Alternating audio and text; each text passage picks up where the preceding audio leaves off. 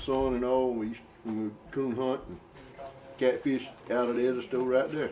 Doug Busby has lived in Wagner, South Carolina his entire life. Busby, who owns a truck and parts shop, says spending time on the Edisto River is an integral part of life in Wagner. It means a great deal to those of us that were born and raised here.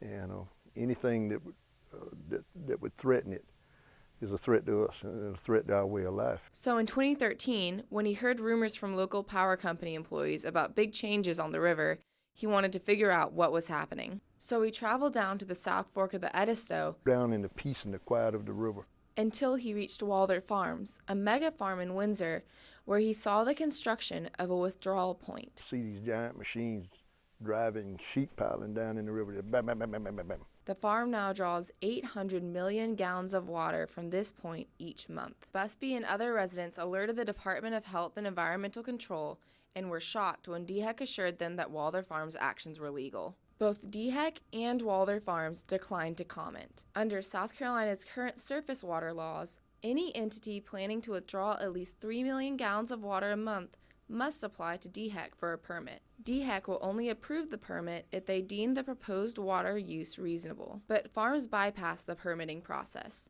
They are only required to register the amount of water they plan on withdrawing each month, and they don't have to inform the public. So what does this mean for the Edisto? According to Friends of the Edisto employee Hugo Crispin, a great deal. That means there are times when somebody could, if they were registered for the entire safe yield flow of the river, pull out more water from the river than is there, which would mean that the river would end up being dry. This hypothetical has already started to become reality in other parts of the state.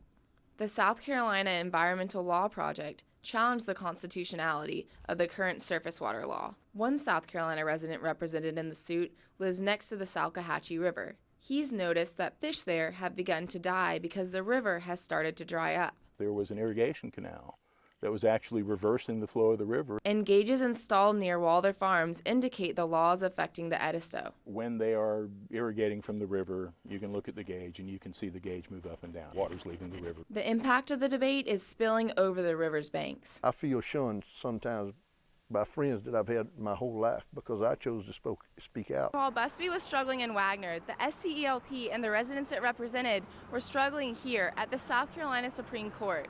In July, 3 years after the case was originally filed, the court ruled in favor of DHEC.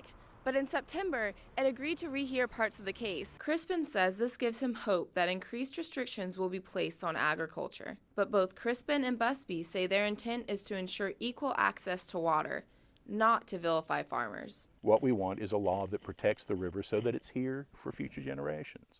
That's what we're fighting for, and we think that even in the ag community, that's what they want. The conflict in one small river town, reflecting the larger one, playing out in court. Sarah Stone, Carolina News.